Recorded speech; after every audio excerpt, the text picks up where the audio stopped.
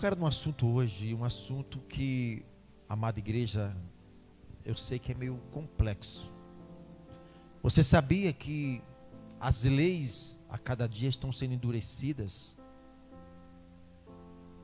Eu não tenho dúvida que mais cedo ou mais tarde pastores serão presos, né? Outros vão se calarem. Porque vivemos uma época que não pode mais falar do pecado. Até para falar do pecado, tem que ter muito cuidado. Porque as leis estão severas. Existem leis aí, amada igreja, que o pastor pode cair atrás das grades aí se tocar alguns assuntos. E atender. Eu sou o Senhor, este é o meu nome, a minha glória, pois a outro não darei, nem o meu louvor às imagens de quê? Vai anotando aí. Deus não divide a sua glória com ninguém. Ele é a glória. Ele não divide com ninguém. Ele não divide com ninguém. Não darei nem o meu louvor às imagens do quê? Quem está falando isso? Está escrito onde? Eu estou falando o que a Bíblia está escrito. Deus não dá o seu louvor e a sua glória às imagens. Igreja, a história do povo de Israel, se você pega todo o Velho Testamento, as práticas pagãs dos deuses dos cananeus, dos heteus, dos jebuseus,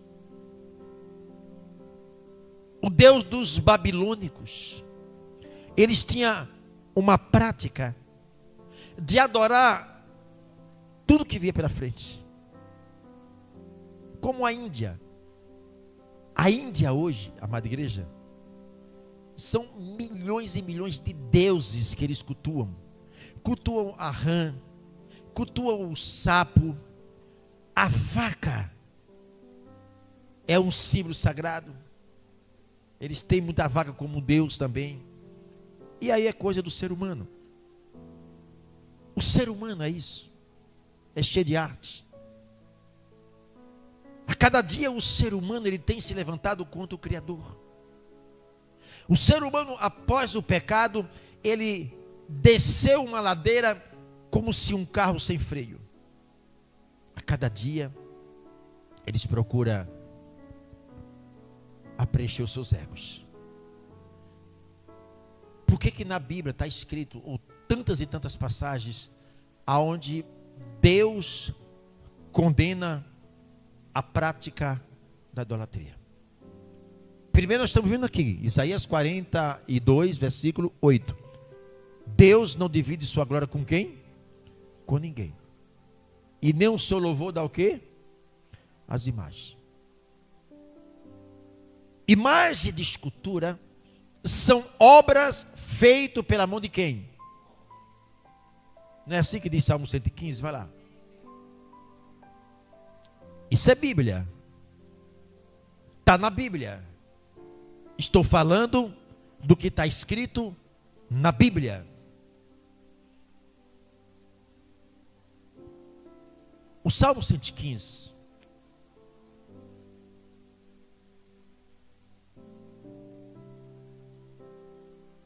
Vai passando. Me parece que do mais. Vamos lá. Ok, para aí. 3. Mas o nosso Deus está onde? Observe. A Bíblia diz que o nosso Deus está onde? Porque Deus, ele é físico ou espiritual? Espiritual. Deus está nos céus. Vocês creem nisso, não é isso? Deus está no céu. Fez tudo o que Ele agrada, que Ele agradou. Vamos lá. Os ídolos deles são prata e ouro, obras das mãos dos homens. Olha lá, a Bíblia está se referindo que o Deus deles são obras feitas pela mão de quê? Olha o homem aí. Vamos lá. Tem boca, mas o quê? Peraí, quem tem boca e não fala é o quê? Não, quem tem boca e não fala é o quê? Mudo. O que nós lemos anteriormente diz que o Deus deles são o quê? Os ídolos feitos pela mão. O Deus deles são obra feita pela mão. Que tem boca aí. Então, o Deus dele é um Deus mudo. Vamos lá. Tem boca assim. Volte. Tem boca, mas não falam. Olhos tem, mas não vê. Quem tem olho não vê o quê? Então, a Bíblia diz que o Deus deles são obra feita pela mão do homem, que tem boca e não fala, que tem olhos e não vê, que tem boca e não fala, e, vamos lá, tem ouvido, mas não ouve, surdo. Narizes tem, mas não cheira. Vamos lá. Tem mão, mas não apalpam, não pega, não toca. Tem pés, mas não aleijado. Nenhum som sai da sua mudo. Vamos lá. A eles se tornem semelhantes os que os fazem, e assim como todos que neles confiam. Isso é Bíblia. Talvez você, internauta, está nos assistindo. Nós não temos nada contra aqueles que têm dentro da sua casa a sua imagem, o seu ídolo. É um direito seu, não é isso? O que eu estou falando aqui é da Bíblia. É a palavra de Deus. É Bíblia. Êxodo 20, versículo 3. Êxodo 20, versículo 3. Isso é Bíblia.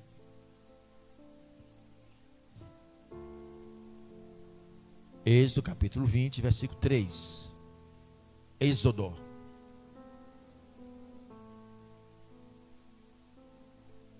Não terás outros deuses diante de mim. Vamos lá. Não farás para ti imagem de escultura, nem alguma semelhança do que há em cima nos céus, nem embaixo da terra, nem nas águas e debaixo. Porque Deus estava falando com Moisés, igreja. E quando Deus fala com Moisés, depois Deus dá uma ordem a Moisés a ele subir ao Monte Sinai. Passa-se 40 dias e 40 noites. Moisés reúne o povo, ali quase 6 milhões de judeus. A ordem de Deus é que ninguém tocasse no monte, porque o monte estava fumegando. A glória de Deus estava sobre o monte, porque Moisés estava falando com Deus. E Deus estava passando as leis para Moisés. O povo achou que Moisés não desceria mais. O que fez Arão, o sacerdote? Ele não vem mais? Então vamos pegar os pertences, os pendentes de ouro, vamos fazer aqui o que? Um bezerro de ouro. Esse agora é o nosso Deus. E a ordem anterior era para que não tivesse outro Deus. E aí Arão já estava o que com o povo lá? Fazendo outro Deus. Foi onde Deus disse: Moisés, o povo está se corrompendo lá embaixo. O povo está fazendo outros deuses lá. Vai lá. Se tem uma coisa, amada igreja, que provoca a ira de Deus, é quando você deixa de desconhecer Deus como Deus para conhecer o que não é Deus como Deus. É uma traição. É uma traição diante do Senhor. E Deus, Ele puniu. Ele puniu, naquela época, nações inteiras por causa da idolatria. Quando o rei Nabucodonosor, lá na Babilônia, ele fez uma estátua com 30 metros de altura, 3 metros de diâmetro e banhor de ouro, era para que aquela estátua fosse o destaque em toda a Babilônia. Porque o rei Nabucodonosor, ele não conhecia o Deus de Israel como Deus.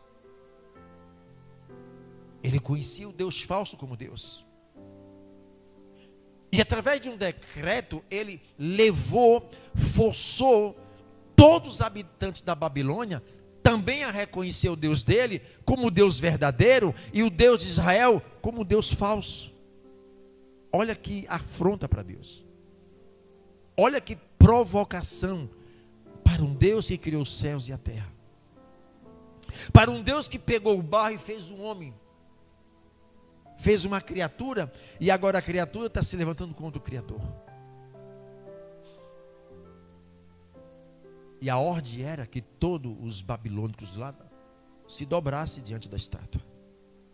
Mas Deus reservou no meio daquela multidão de milhões de babilônicos 3 homens que não se dobrassem diante daquela estátua. Quem foram esses 3 rapazes? Sadraque, Mesaque e Abidnego.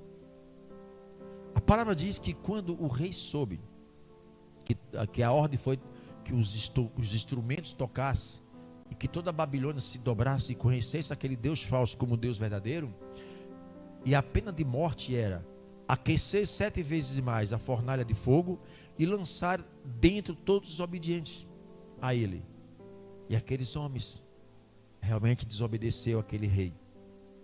É por isso que a Bíblia diz: importa que obedeça a Deus e não aos homens. E aí foi feito. Aquece-se 7 vezes mais, lança no fogo os 3 rapazes. No dia seguinte o rei da Babilônia foi lá na fornalha e ele não vê mais só 3 homens, ele vê 4, porque o 4 era o Deus verdadeiro, o Deus espiritual.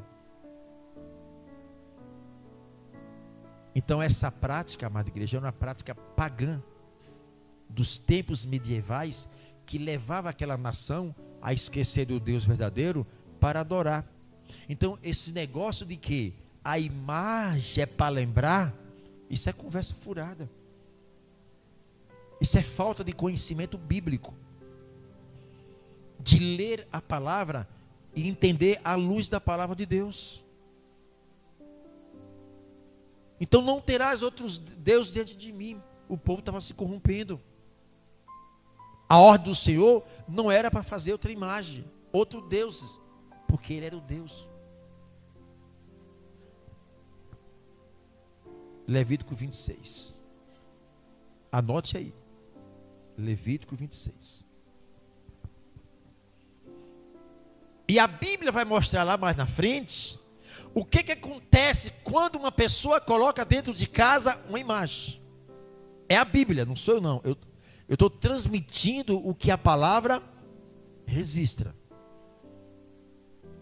Mas não, pastor, é só para lembrar. É porque é bonitinho. Eu estou falando da Bíblia. A palavra de Deus. A palavra do Senhor. Não fareis para vós o quê? Nem vos levantareis imagem de escultura, nem estátua, nem poreis pedra figurada na vossa terra, para inclinar-vos a ela, porque eu sou o Senhor o quê? Olha o que Deus fala: não se incline diante das imagens, porque eu sou o Senhor teu Deus. Só esse Deus que devemos se curvar, se dobrar, reconhecer, amada igreja, que Ele é Senhor e nós somos servos. E a ordem do Senhor: não se dobre os seus joelhos diante de outros deuses, porque eu sou o Senhor Deus. A que ponto chega o ser humano? Porque é muito mais fácil obedecer à religião, os conceitos, se dobrar diante do que impõe o homem, do que o que Deus nos ensina, igreja. Isso aqui é Bíblia. Eu estou na palavra de Deus. Estou falando diante da palavra do Senhor. Miqueias 5,13. Vai notando aí. O que nós precisamos é conhecer a palavra, igreja. Procurar obedecer a palavra do Senhor. Nós não estamos aqui para condenar ninguém, nem criticar a quem adora a imagem. Quem adora a imagem? Não, mas eu estou em casa, não é para adorar não, é porque é para lembrar. A Bíblia diz que não se curve, não faça, não adore, não faça, é a ordem do Senhor. Mas a desobediência do homem é muito grande. E destruirei do meio de ti as tuas imagens de escultura e as tuas estátuas, e tu não te inclinarás mais diante da obra das tuas mãos. Olha que ordem do Senhor. Miqueias, diga a este povo, Miqueias, não se curve, não faça nada disso. Eu estou indignado com essa nação, Miqueias. Isto é Bíblia.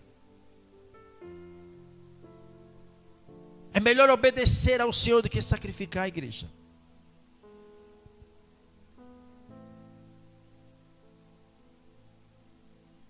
E destruirei do meio de ti as tuas imagens de escultura e as tuas estátuas, e tu não te inclinarás mais diante da obra das tuas mãos. Não se incline.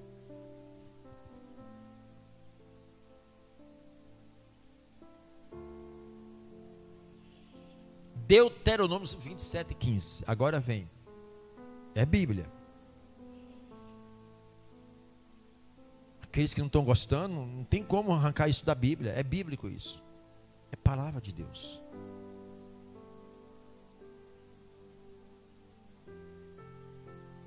É Deuteronômio capítulo 27:15.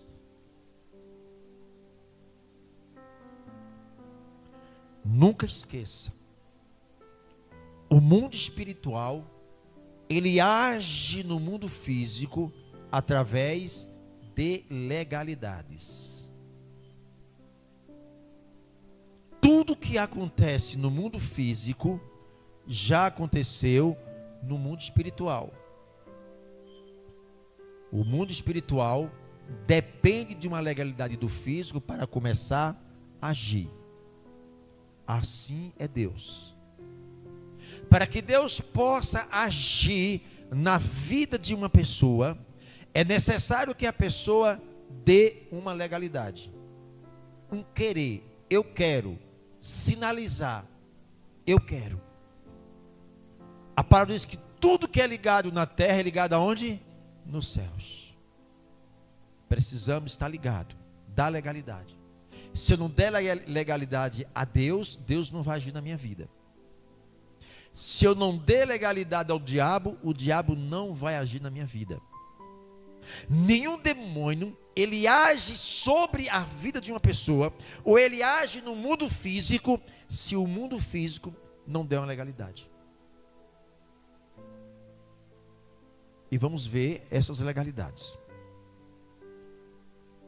Maldito o homem que fizer imagem de escultura. Olha, maldito torna-se maldição. E eu vou explicar como é que essa maldição chega. Maldição chega através de legalidades. Maldito o homem que fizer imagem de escultura ou de fundição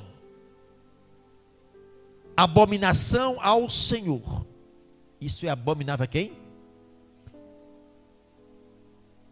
Isso é detestável ao Senhor. O Senhor fica indignado com isso. A misericórdia de Deus é a causa de nos sermos consumidos. É a misericórdia. Deus, ele vela muito pela misericórdia. Senão nós não estaríamos mais aqui. Não haveria mais um ser humano na face da terra. Abominação ao Senhor.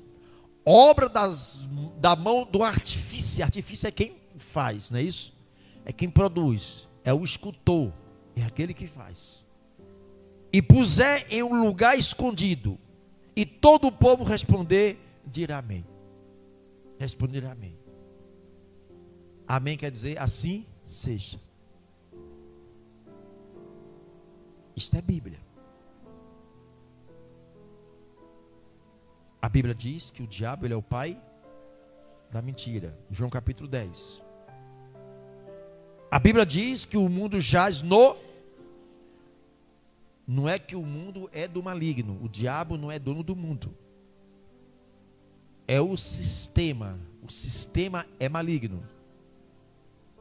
Ah, o mundo é... Não, o diabo não tem nada. O bicho é um miserável, pobre, desgraçado. A única coisa que Satanás tem de garantia para ele, papel passado, é o Gêena, o Tártaro, as trevas. O lugar que ele vai ser lançado no dia do julgamento final. Esse está garantido para ele. É a única coisa que ele tem. E ainda quando ele chegou para Jesus no deserto, dizendo: Senhor, olha para o mundo aí, ó. Olha para a beleza. Tudo é meu. Te darei tudo, Jesus, se prostrares, me adorar. Você está vendo que o diabo quer ser adorado? Você está vendo que o diabo, ele chega para o nosso Cristo Jesus. Olhe a audácia de Satanás. Ele chega para o nosso Cristo Jesus e diz: Jesus, se curve diante de mim, me adore. Ele quer ser exaltado, igreja. Ele é imitador de Deus. Ele é a fotocópia de Deus. Ele é a fotocópia do Espírito Santo. Ele é imitador de Deus. Ele quer ser como Deus, quer parecer com Deus. Mas não passa de um parecer, de uma cópia e de uma xerox. Xerox nunca é original. Não é isso? Se ele chegou para o nosso Cristo e pediu para que fosse adorado, imagine hoje como ele quer ser adorado. E ele tem os seus mecanismos a levar a humanidade a se curvar diante dele. Simplesmente é desobedecer a Deus, porque quando a pessoa desobedece a Deus, obedece a Satanás. Por que, igreja? Porque não existe um campo de batalha neutro. Ou o ser humano está sob influência de Deus ou do diabo. Sabia disso, igreja? Não existe campo de batalha neutro. Ou o ser humano está sob influência do Espírito Santo, ou ele está sob influência do espírito do diabo.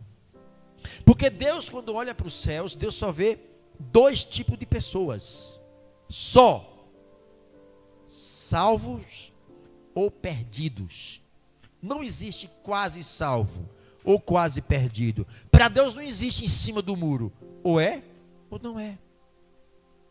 Não adianta querer enxugar gelo não, igreja. Deus só vê duas classes de seres humanos: salvo ou perdido. Quando o homem ele desobedece a Deus, naturalmente ele obedece a Satanás. Porque nós somos um ser espiritual e estamos regidos por força espiritual. Pode ter certeza disso. Não existe um ser humano neutro nesse mundo. Porque o ser humano, por mais que seja neutro, ele é um ser espiritual, mas dentro de um corpo físico. E ele está sob influência de um mundo espiritual. Mas muitos não querem encarar isso. Então o diabo ele quer ser adorado de todo jeito. Por isso que o diabo com o sistema maligno, mesmo na época da Babilônia, ele levou a uma humanidade a adorar ele. O mundo espiritual, imagina o mundo espiritual, como é que via isso? Aqueles milhões e milhões de babilônicos se dobrando diante de uma estátua de 30 metros, no mundo espiritual, como é que o diabo estava recebendo adoração e louvor? E nós lemos que Deus não dá a sua glória, o quê? Não divide com ninguém, nem o seu louvor às suas imagens. Então o diabo sabe que para provocar a ira de Deus, ele tem que levar o ser humano a desobedecer a Bíblia, a palavra de Deus, só isso. E a religião, tão cega espiritualmente, amada igreja, acaba caindo no sistema maligno, levando as pessoas a uma cegueira espiritual. Até a religião de crente, igreja, até as denominações, o que tem de denominação evangélica, que está sob influência das heresias, você não tem ideia. Olha, a minha igreja só tem o Espírito Santo, quem fala em línguas, quem não fala em língua não tem o Espírito Santo. E receber Jesus é o quê? Como Senhor e Salvador. Não é receber o Espírito Santo? Aí confunde as manifestações com o Espírito Santo. Olha, se você não rodar aqui, você não tem poder. E aí vai o engano do diabo. A Bíblia diz que falar em língua edifica a si mesmo. E quando fala em língua tem que ter o intérprete. Se não tiver, se cale. Só isso. Eu já vi alguns crentes em um processo de libertação. Ô, barabalá, barabebê, o diabo sabe muito bem. Vem para cá. Um dos lugares que Satanás mais trabalha é dentro da igreja. Não se engane. Um dos lugares que eles mais trabalham arduamente é dentro das igrejas. Por quê, pastor? Porque ele está preocupado com vocês e comigo. O trabalho dele é nos desvirtuar, desligar nós da comunhão com Deus. Só isso. E ele tem os seus projetos malignos. O que ele fazer para contaminar uma igreja. E às vezes nós caímos nesse conto. Inveja, não é? Fofoca. Ele vai contaminando a igreja. Aí muitos vai cair lá. Senhor, em teu nome expulsei demônio, falei em línguas, preguei. Apartai-vos de mim, maldito, que eu não vos te conheço. Quem é que te ensinou que tempo de igreja salva a crente? Quem é que te ensinou que de fazer parte da denominação você está salvo? Não caia nessa mentira do diabo. Quem salva é Jesus, não é igreja, não é religião. Não defenda, não mate, não morra em nome de religião ou igreja. Não faça como aqueles religiosos que mataram Jesus. Por trás da morte do Senhor estava a religião. É, igreja. Então o diabo está trabalhando, cegando, graças a Deus que a visão espiritual se abrindo do povo. Mas é uma cegueira muito grande. Então está aqui. Falando do artifício, aquele que faz, daquele que se curvam, daquele que adoram. Isaías 40, 18. Jesus Cristo. Isaías 40, 18. Pastor, o que a Bíblia fala de uma pessoa que coloca uma imagem dentro de casa? Vou te mostrar já. Eu vou te provar dentro da Bíblia que aquele que tem uma imagem de casa está colocando uma maldição dentro de casa. Ei, é a Bíblia que está falando. É a Bíblia que está falando.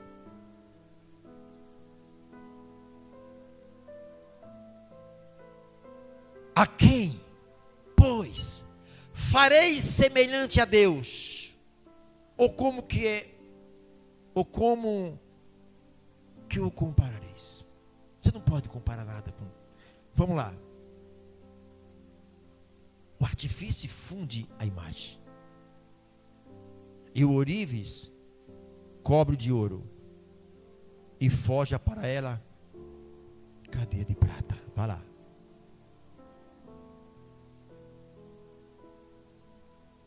O empobrecido, que não pode oferecer tanto, escolhe madeira que não se apodrece. Artifício sábio busca para gravar uma imagem que não se pode. Observe, está tirando da madeira, esculpindo e fazendo o quê? A imagem. E não pode se mover, porque é aleijado, tem pé e não anda. Coisa de Salmo 115. Vamos lá. Porventura não sabeis? Porventura não ouvis? Ou desde o princípio não se vos notificou? Ou não atentaste para os fundamentos da terra? Vai lá. Ele é o que está sentado sobre o círculo da terra, cujos moradores são para ele como gafanhotos. É ele o que estende os céus como cortina e o desenrola como tenda para neles habitar. Vamos lá. O que reduz a nada os príncipes e torna em coisas vãs os juízes da terra. É a Bíblia, igreja. Isto é Bíblia. Há quantas pessoas que a Bíblia diz que o Deus desse século cega o entendimento, para que não resplandeça a luz do Evangelho. A maior pobreza de um ser humano, amada igreja, é a falta de entendimento da palavra. Há muitos crentes pobres de conhecimento da palavra de Deus, porque tudo é a palavra.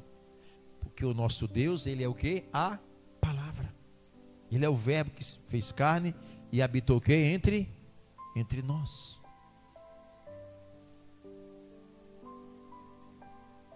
Isaías 44, 16, 20. Vai notando aí. Já já termina.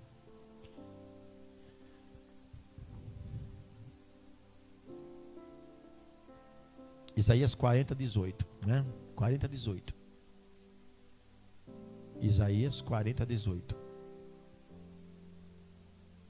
Deixa eu ler aqui. Não, 44, 16. 44, 16. Metade dele queima no fogo, com a outra metade prepara a carne para comer, assa e farta-se a dela. Também se aquenta e diz: ora, já me aquentei, já vi o fogo. Vai lá, até o 20. Então do resto faz um Deus. Olha para aí. Do resto da madeira que sobrou, que queimou, faz o quê? Faz um Deus. Uma imagem de escultura.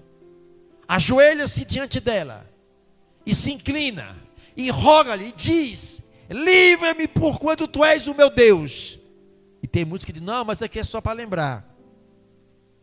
Se curva e pede.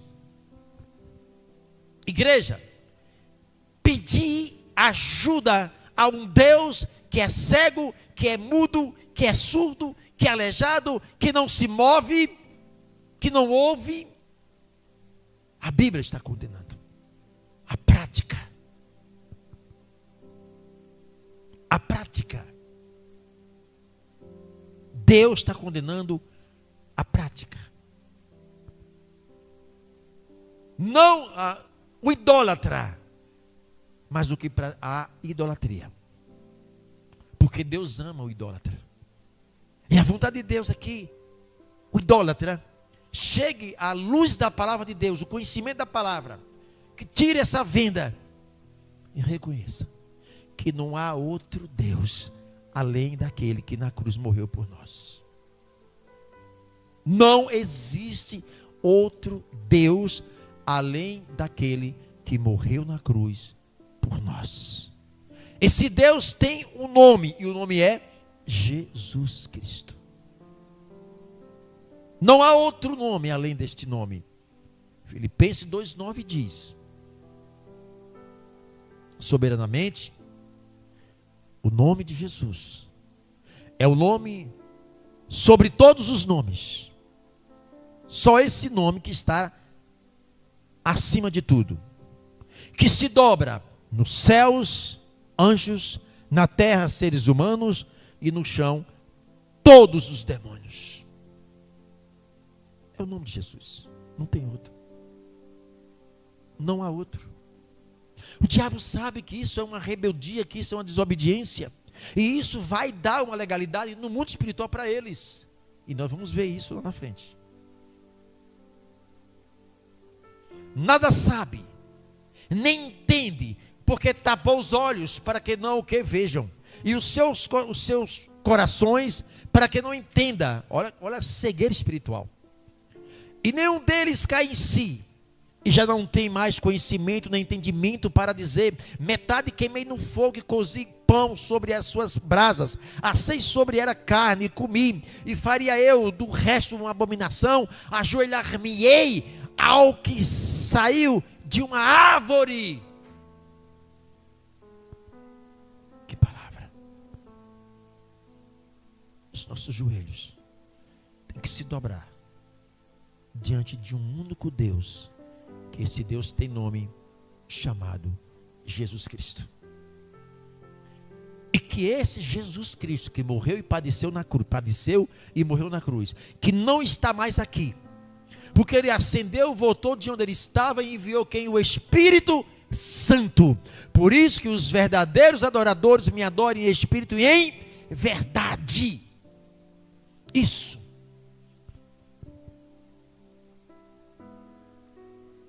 Jeremias 10, 3, 5.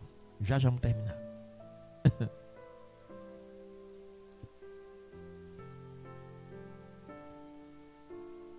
Já vou te falar onde é que está escrito.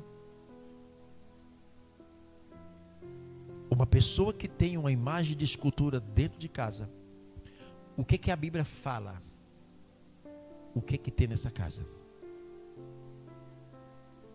Talvez você, internauta, não esteja gostando desta palavra. Talvez está tocando. Mas não estou aqui para te agradar. Estou aqui para falar do que Deus deixou registrado na sua palavra, em amor à sua alma.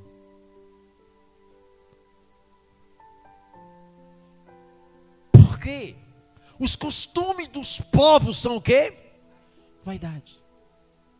Pois corta-se do bosque um madeiro, obra das mãos dos artífices, feita com machado, com prata, com ouro, o enfeitam, com pregos e com martelos o firmam para que não se movam. Tem que bater o prego, para que senão vai cair.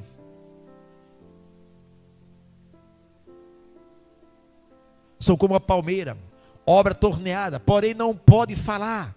Certamente são levados porquanto não pode andar. Não tenhais receio deles, pois não pode fazer mal e nem tão pouco tem poder para fazer o bem. Coisa inútil. Olha para a igreja. Não, pastor, mas aqui é porque você sabe, né? É Bíblia isso. Eu estou aqui só para lembrar. Eu não sou adorador. A Bíblia condena só isso. Uma casa que tem um casal não pode ser habitado por um outro homem ou por outra mulher, porque já está habitado ali.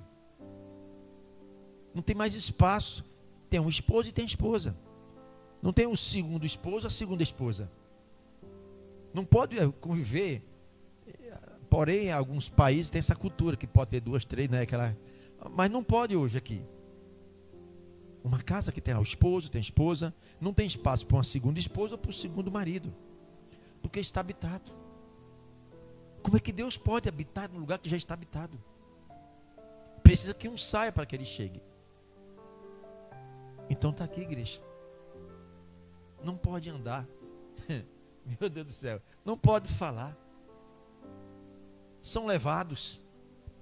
É um Deus que é levado por um pecador. É um Deus que para estar limpo tem que estar passando pano, porque está um Deus empoeirado. Que cegueira. Cheio de cocô de mosca.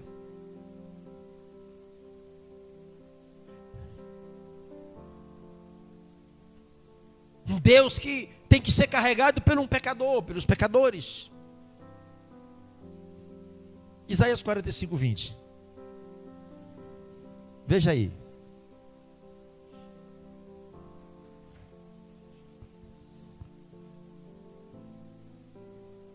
Congregai-vos, vinde, chegai-vos juntos, que escapaste das nações, nada sabem os que conduzem em procissão. Ai, ai, ai. Nada sabe os que conduzem em procissão. As suas imagens de escultura, feita de madeira, e roga a um Deus que não pode. Igreja, eu fico imaginando, a misericórdia de Deus é tão grande. Imagine Deus do alto dos céus, vindo lá, milhares e milhares de pessoas em uma procissão, rogando a um Deus que nada sabe. E o que é isso, igreja? Aquele andor que está ali, milhares de pessoas que estão ali, prestando reverência, e muitos buscando ajuda, pedindo, rogando. Às vezes tem que andar quilômetros e quilômetros, centenas ou dezenas de quilômetros, a pé pagando promessa. Eu quero dizer que a promessa já foi paga pelo Senhor na cruz. A maior promessa foi Jesus morrer na cruz por nós. Jesus não deixou na cruz nada para resolver depois. Ele resolveu tudo para nós. Lá ele levou nossas enfermidades. Lá ele rasgou a cédula que nos condenava eternamente. Ele já nos deu tudo lá. A questão é a dificuldade que nós temos para entender a palavra. Só isso, igreja. Deuteronômio 7, 25, 26 e diante. Deuteronômio, capítulo 25, 26 e diante.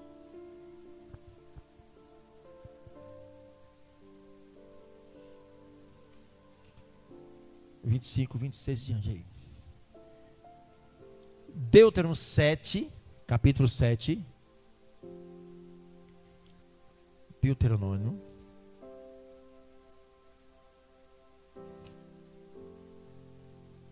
7, 25.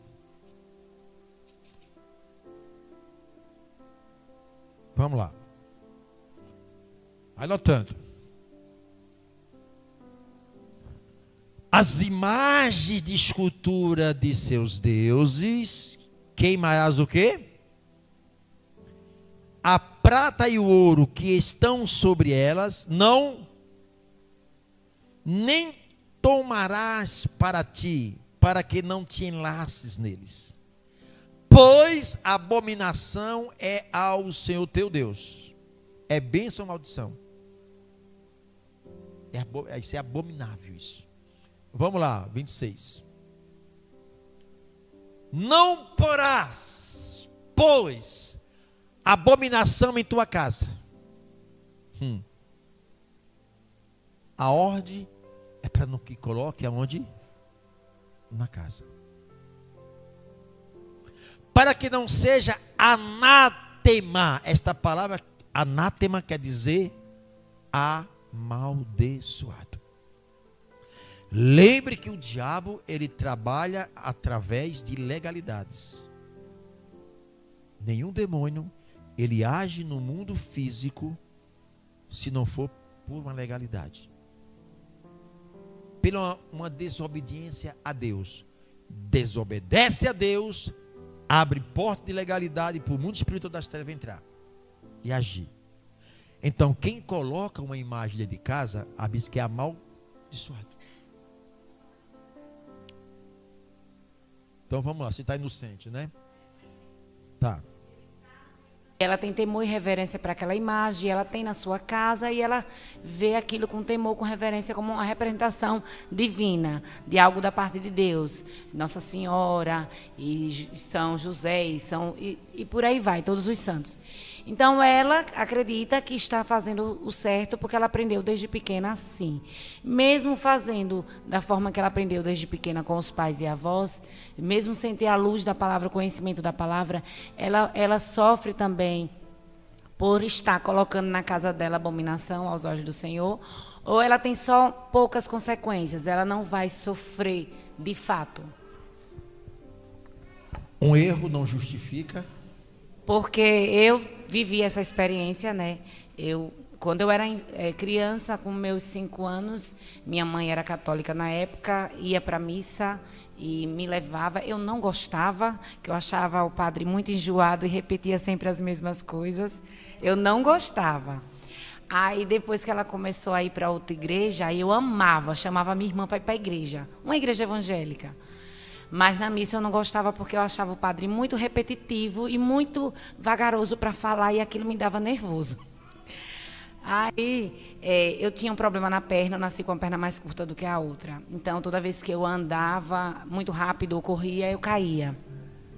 E minha mãe fez uma promessa e me vestia de roxo e me passava por baixo do andor nas procissões. E assim, orando com muita fé de que Deus ia me curar, Nossa Senhora não sei das quantas, eu não sei qual era que ela orava, mas eu passava embaixo do andor e eu ia para as procissões junto com ela, eu ainda pequena, eu lembro. E pronto, aí depois ela aceitou o Senhor Jesus, começou a ir para a igreja evangélica e graças a Deus até hoje ela está na igreja evangélica, para a glória de Deus, e deixou essas práticas erradas, né, de cultuar imagem, adorar a imagem, porque ó, você não entra numa igreja católica antes de prestar reverência à imagem que está lá na frente, você se ajoelha, você faz o sinal da cruz, né, quem é católico sabe, você tem os textos que você tem que fazer aquelas orações repetitivas várias vezes, que desagrada a Deus, que está na Bíblia, que não é para orar, né?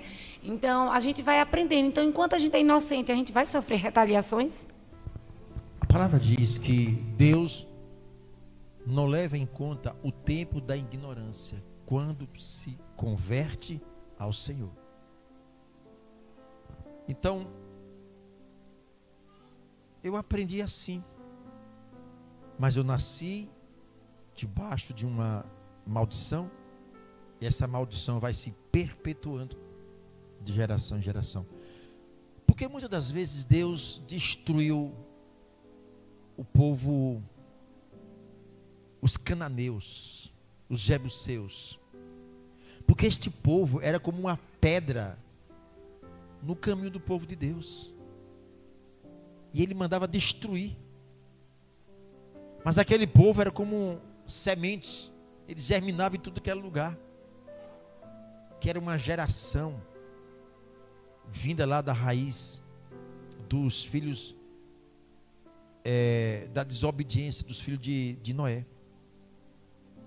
Aquelas nações que se distanciou de Deus a buscar outros deuses, e dali nasce uma geração idólatra, uma geração de maldição que foi perpetuando de geração em geração.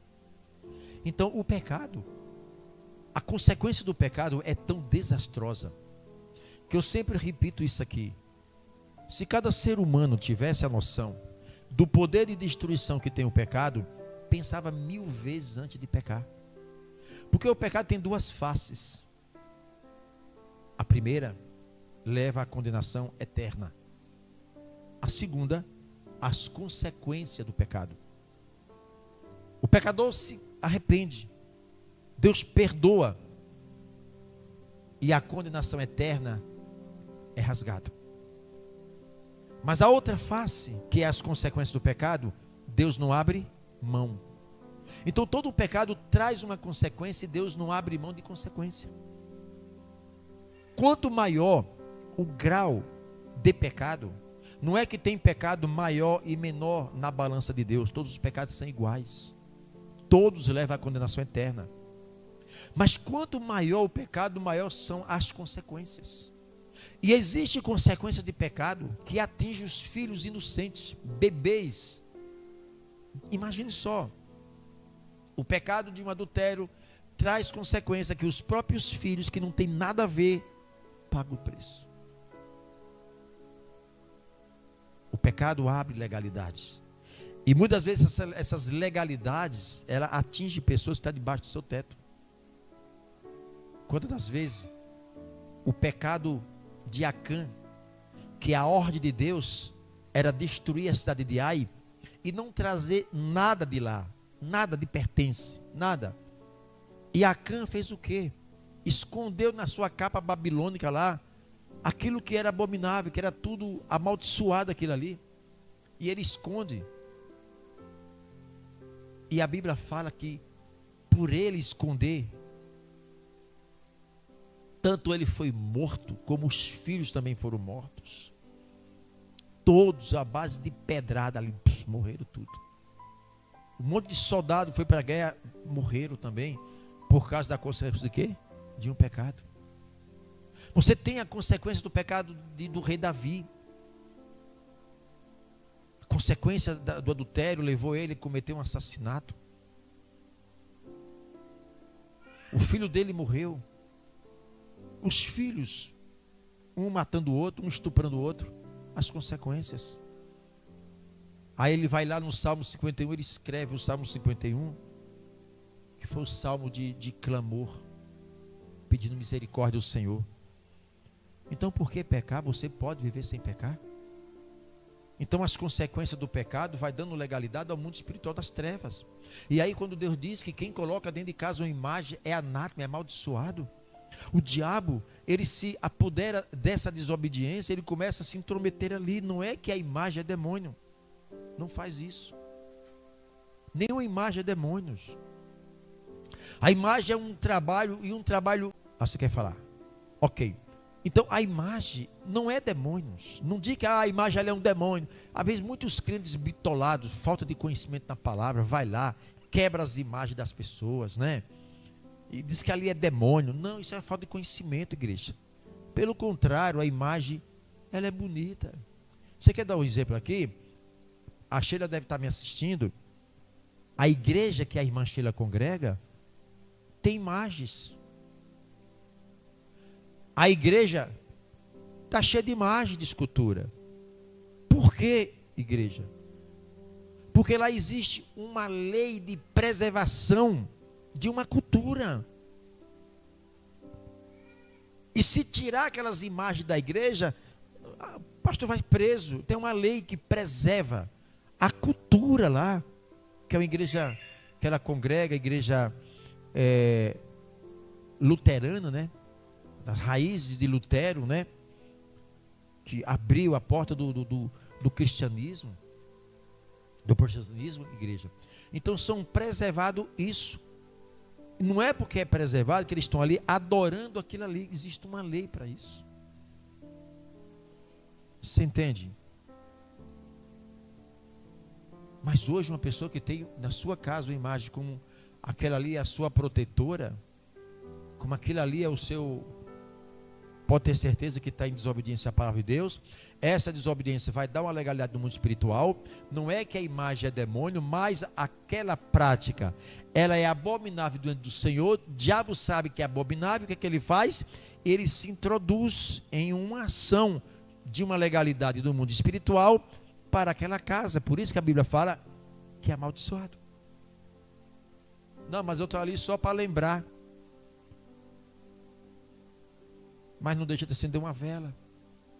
Acender uma vela, você está cultuando, está venerando, está prestando honra.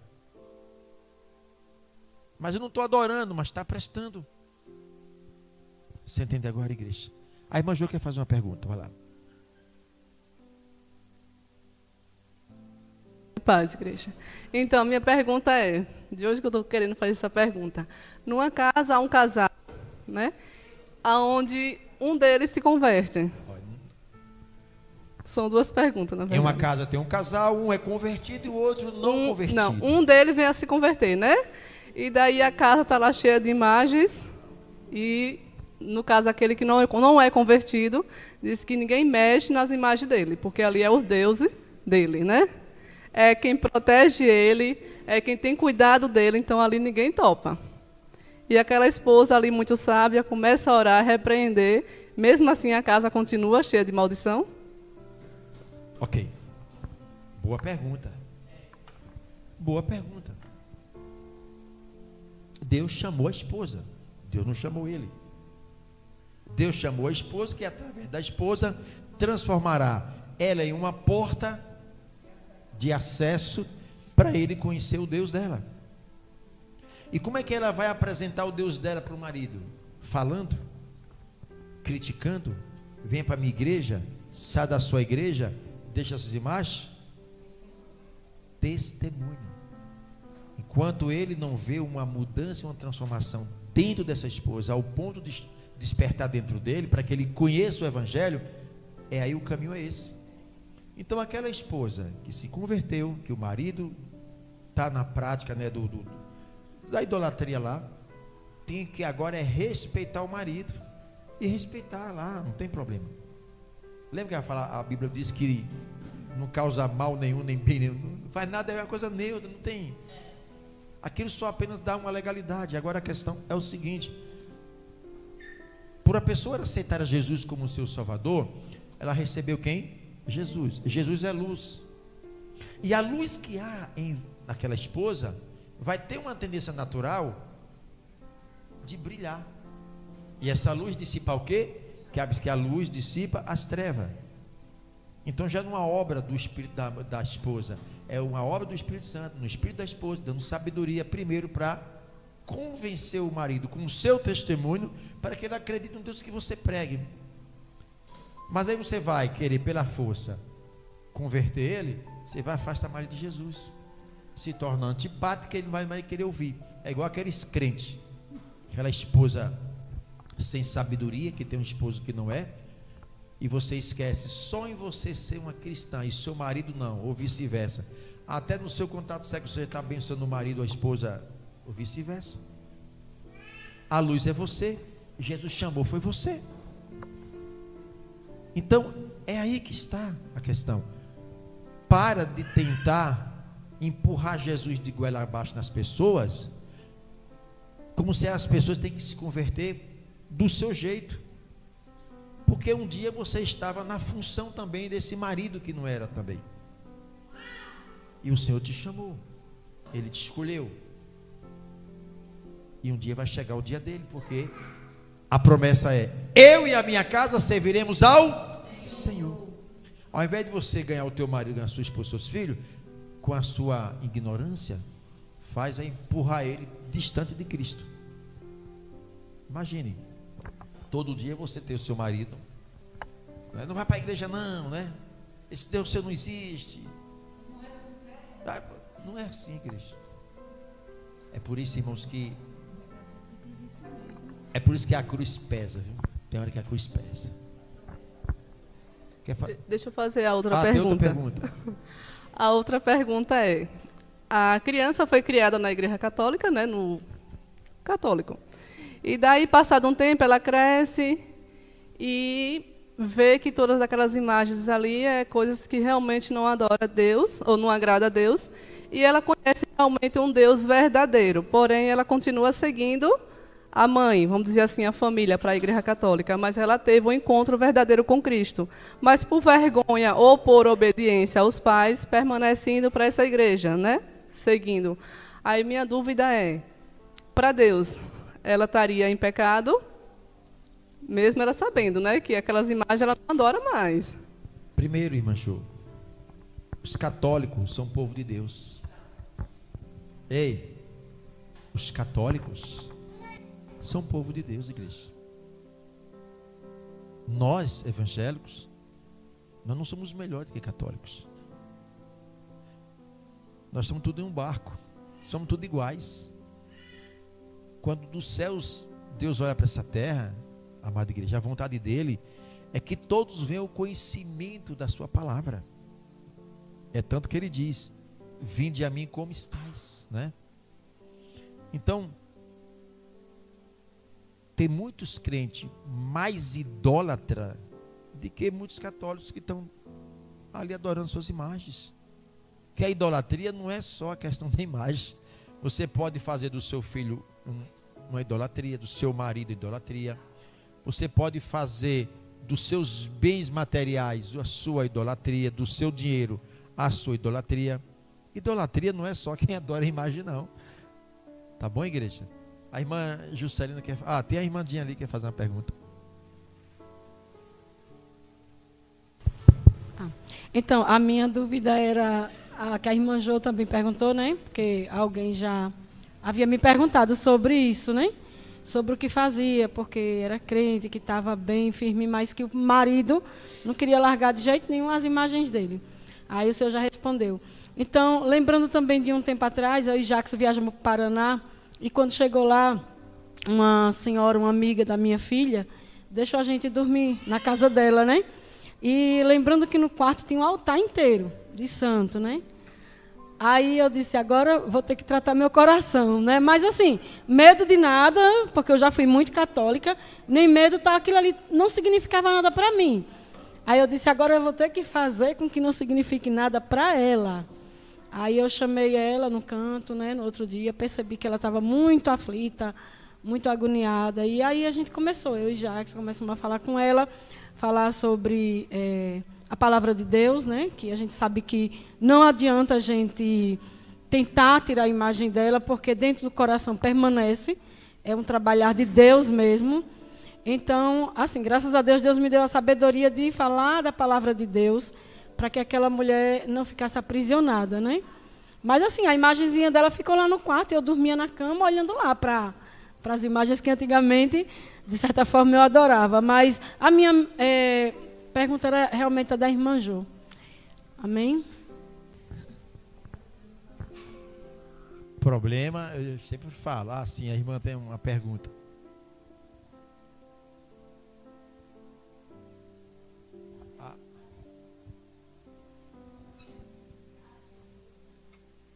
Filho ou do esposo, tá dentro de casa também é idolatria. Olha a pergunta, irmão. Meu esposo faleceu e eu deixar foto em casa é pecado? Dos meus filhos? Não, igreja. Que pecado tem? Você tá... Aí sim, a foto você está lembrando de filhos. Porque alguém tirou a foto dele, está ali a lembrança. Concernente a pessoas que já morreram, cada um tem uma estrutura, não é verdade? Cada um tem uma estrutura. E às vezes aquela foto de uma pessoa que já morreu, toda vez que você olha, aquilo vai te criar impactos, sentimento de tristeza. Isso, para determinadas pessoas que não têm uma estrutura, eu, por exemplo, eu tenho foto da minha mãe, e quando eu olho, eu me alegro, porque eu sei que ela está com o Senhor. A minha mãe aqui, meu pai, não é isso? Mas, se for algo para eu olhar e trazer tristeza, sofrimento, dores, é melhor que eu guarde até o dia que eu esteja numa estrutura melhor, para que eu tenha um domínio sobre aquilo, porque essa tristeza, isso pode abrir porta, esse sentimento de tristeza pode abrir porta no mundo espiritual, e tudo que o diabo quer é um espaço dentro de nós. Então, tem a foto, você pode ter as fotos de todos os seus filhos, do seu esposo que já morreu. Agora, como é que você vê aquela foto? Vai te trazer muito sofrimento, vai trazer, não é? Talvez você não está bem com a estrutura para estar, mas não é pecado não, irmão, de jeito nenhum. Mas eu não fico triste, eu fico alegre, porque eu sei que está... Né, amém. Acho que tem Larissa, tem uma pergunta, é? Edgar tem uma pergunta?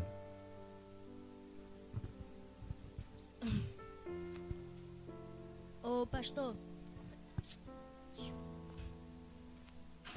eu queria perguntar se Deus sabe de tudo do que aconteceu, o que vai acontecer, e nós aqui na Terra escolhemos se vamos para o céu ou para o inferno. A gente escolhe por nossas decisões aqui na Terra.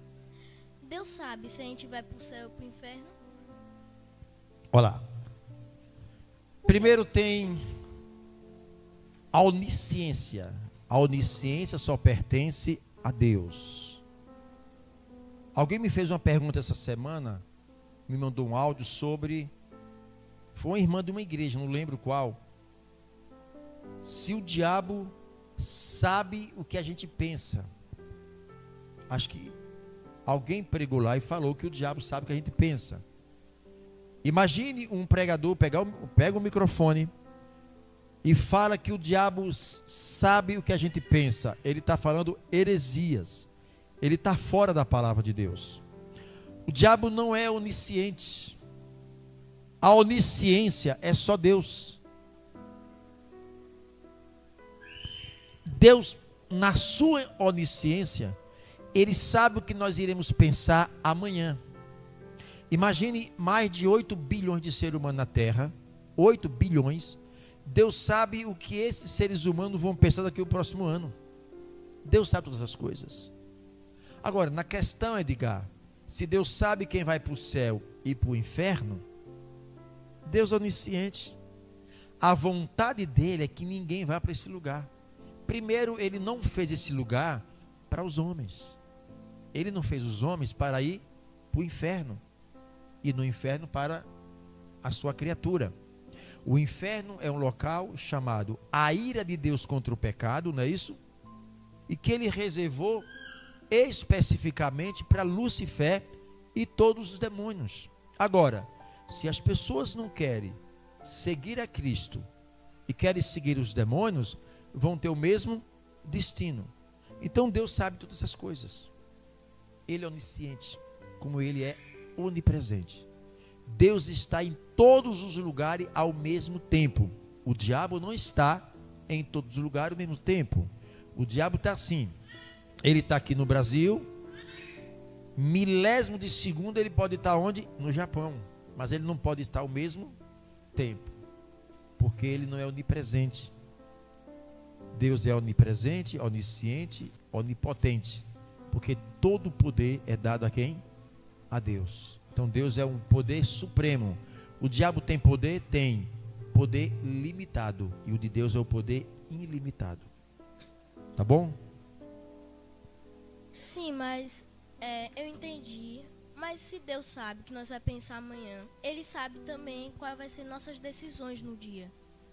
Então, no final de tudo, Ele sabe qual vai ser nossa decisão se a gente vai pro céu ou pro inferno. Sim, eu sei por que isso. Ele não quer que... Então, eu sei que Ele não quer que ninguém por vá isso, pro Edgar, inferno. que a palavra diz que o prazer do Senhor, Deus não tem prazer na morte do ímpio. Por quê? O prazer do Senhor é que todos... Mas só que Ele colocou um livre-arbítrio dentro de cada ser humano. Deus não vai decidir pela nossa vida. É nós que decidimos. Então nós somos livres.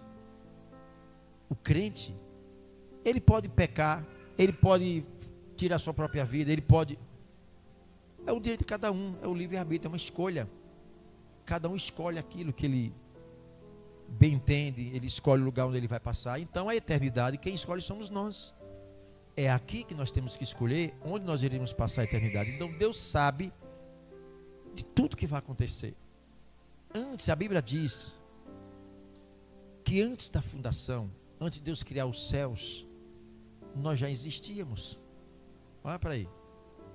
A gente não sabe que a gente existíamos, mas Deus, na palavra, diz que nós já existíamos antes da fundação do mundo. Amém? Então vamos agradecer a Deus, os internautas que nos assistem. Agradeço ao Senhor